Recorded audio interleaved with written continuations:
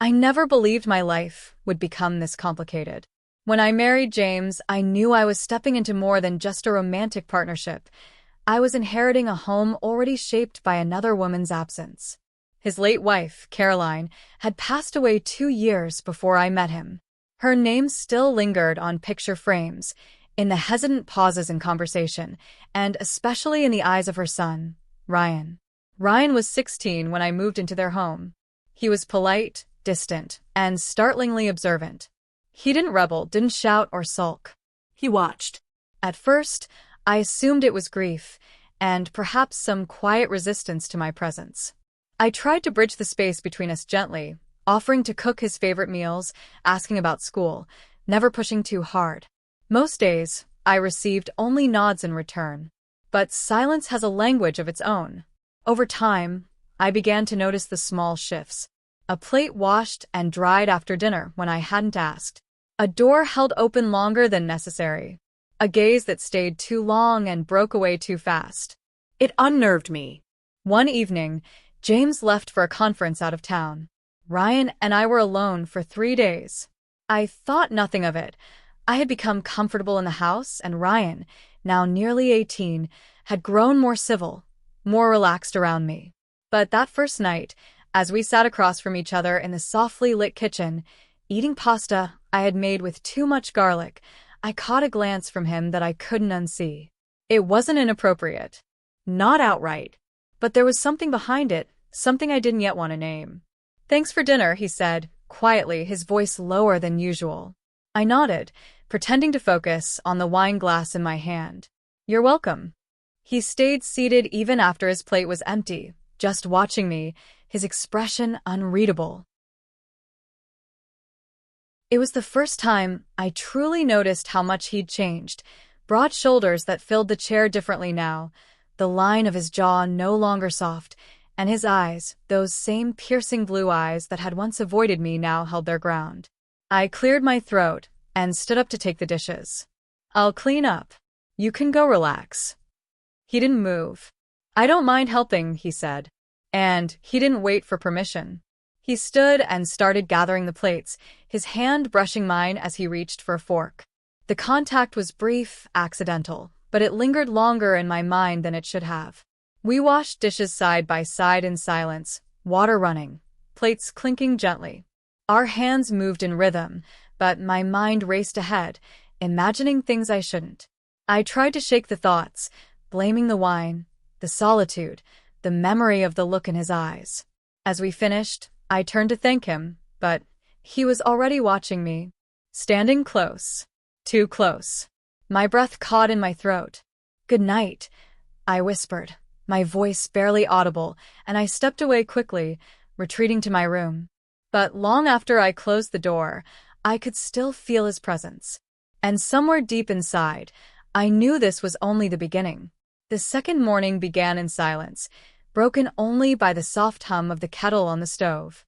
I woke early, hoping to find a moment alone, to clear my head from the tension that had wrapped itself around me the night before.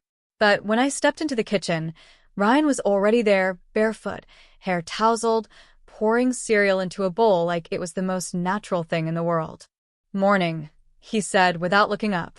"Morning," I replied, cautious. He glanced at me briefly, then went back to eating. I busied myself with the coffee, grateful for the mundane rhythm of it. Steam rose, grounding me, pulling me back into the role I knew best: mother, wife, caretaker. That was who I was supposed to be. Yet every second I spent in that room with him, the weight of that identity slipped slightly askew. "James called last night," I said, trying to reset the atmosphere. "His meeting went well." Ryan nodded, spoon halfway to his mouth. "That's good." Silence stretched again. I sipped my coffee, watching the steam curl toward the ceiling. It was then that I felt his eyes on me, steady, unguarded. I met his gaze, and for the first time, I didn't look away. "Did I do something wrong?" he asked suddenly. His voice was soft, almost hesitant. I blinked. "No." "Why would you think that?" He leaned back in the chair, eyes never leaving mine. "You couldn't look at me last night. After dinner. You walked away, like you were scared of something. I wasn't. I stopped, hearing the catch in my own voice. He waited, his expression unreadable but not unkind. Was it me? I didn't know how to answer. Part of me wanted to laugh, to dismiss it as teenage overthinking. Another part, one I didn't recognize, wanted to be honest. It's not you, I said finally. It's just, this house feels different when your father's not in it. That's all. Ryan's lips twitched slightly, as if he was trying to suppress a smile. Yeah. It does. We let the moment pass.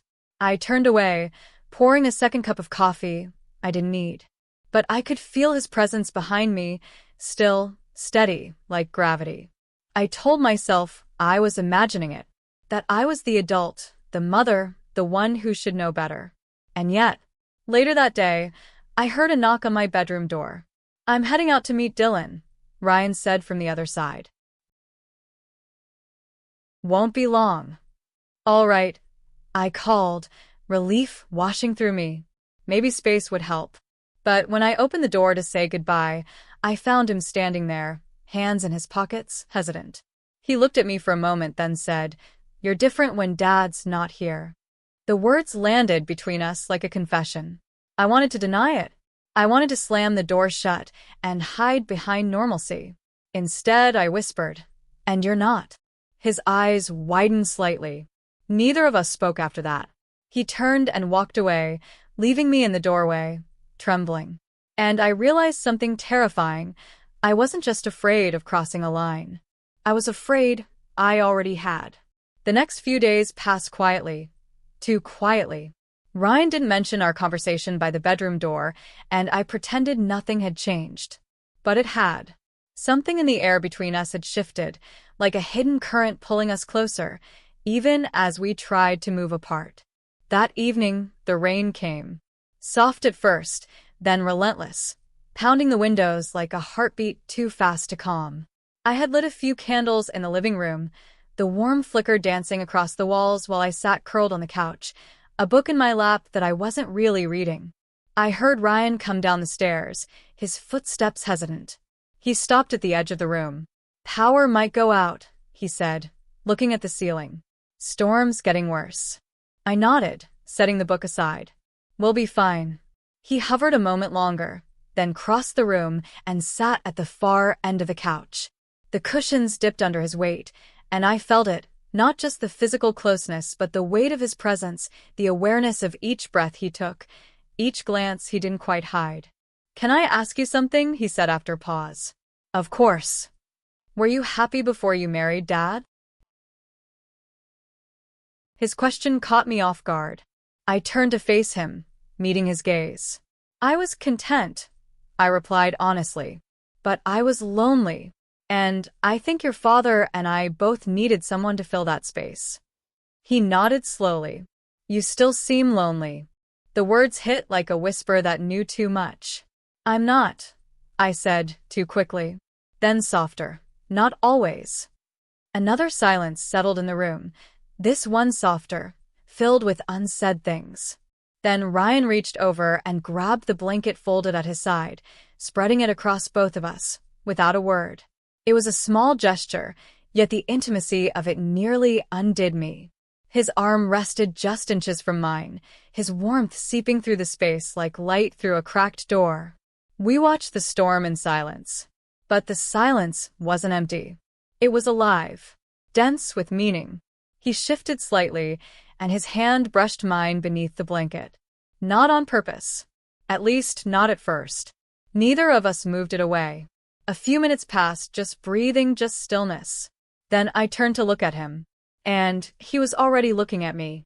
Not as a boy, not as a stepson, but as someone who saw me, really saw me, in a way I hadn't been seen in years. "I should go to bed," I said, though I didn't stand.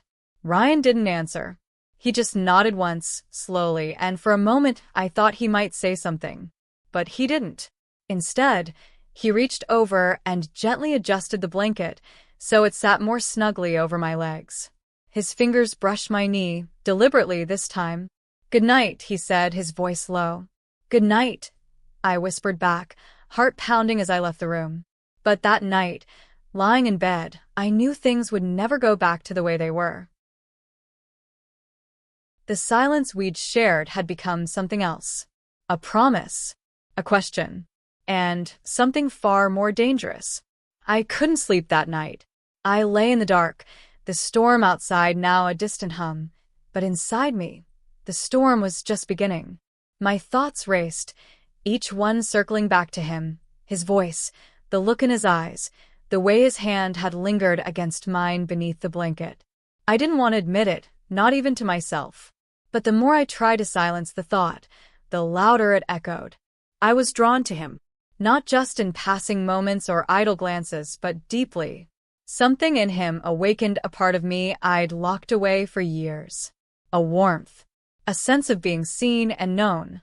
And I knew I wasn't the only one who felt it. Without letting myself overthink it, I picked up my phone and typed 2 words. Come here. The moment I hit send, my heart thundered in my chest. But I didn't take it back. I didn't want to. 2 minutes later, I heard the quiet creak of the door. He stepped in without a word, wearing the same soft t-shirt from earlier and a hesitant look that spoke volumes. I patted the empty space beside me, my hand trembling slightly. He crossed the room and lay on his back beside me. The silence between us wasn't awkward. It was charged, thick with anticipation. I reached out and gently ran my fingers through his hair, brushing lightly along the side of his head, the curve of his ear. I felt him exhale slowly. Goosebumps rippled down his arms. I didn't speak for a long time. I just touched, softly, curiously, as if tracing the outline of something fragile and new. Then, in a voice barely above a whisper, I asked, "Tell me, what did you think when you first saw me?" There was a pause. He turned his head toward me, his eyes searching mine in the low light. "I thought you were beautiful," he said, his voice steady. "Too beautiful to be real." I held my breath. "I tried to hate you," he continued, "because I thought that would make it easier. But you were kind. You made this house feel warm again. And every time you smiled at me, I felt like I was doing something wrong just for liking it." His confession poured out of him, like a dam finally breaking. "I've been holding it in for so long," he admitted. "I'd tell myself it would pass, that it was just a phase. But it never did."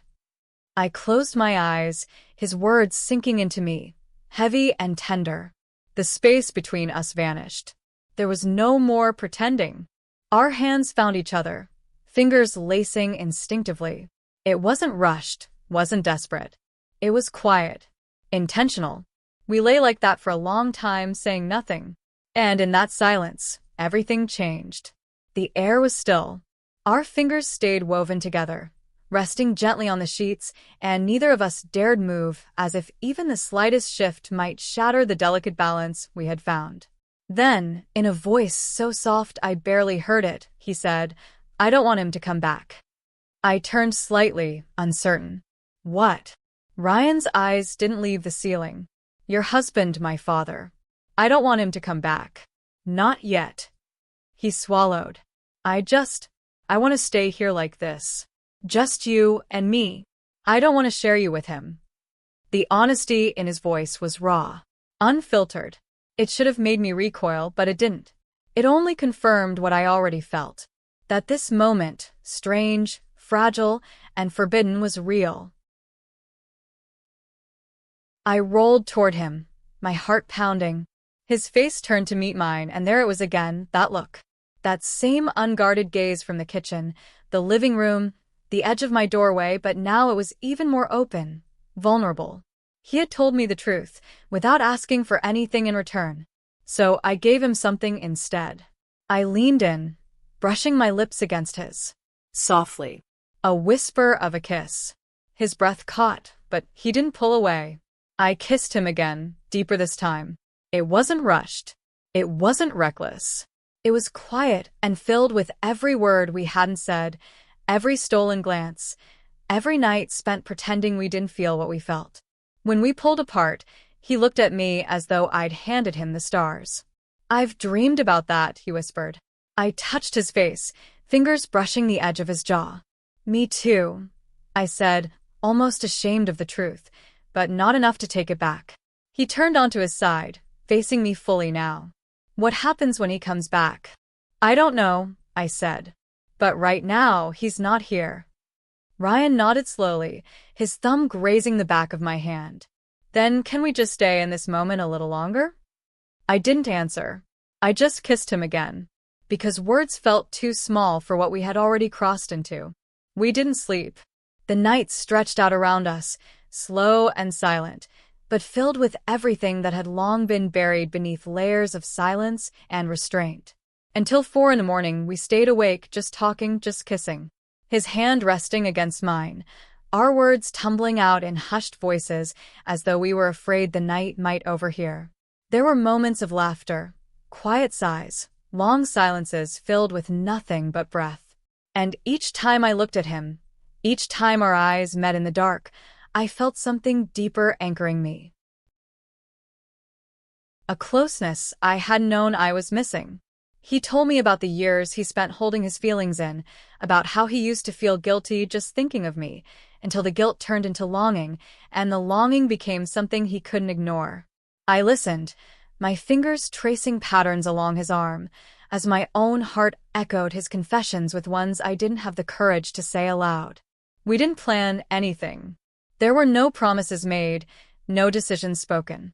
Just closeness. By dawn, he had fallen asleep with his head resting against my shoulder. I stayed still, listening to the rhythm of his breath, knowing this moment existed outside time, beautiful, impossible, and unsustainable. But when morning came, so did reality. James returned that afternoon.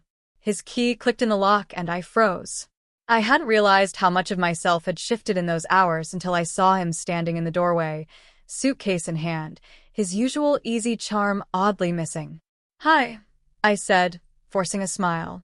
He kissed me on the cheek, brief and cool. "Everything okay?" "Of course," I lied. Ryan greeted him with practiced ease, masking everything we had shared behind a wall of polite distance. But I noticed the shift immediately. James was quiet, reserved, watching more than speaking.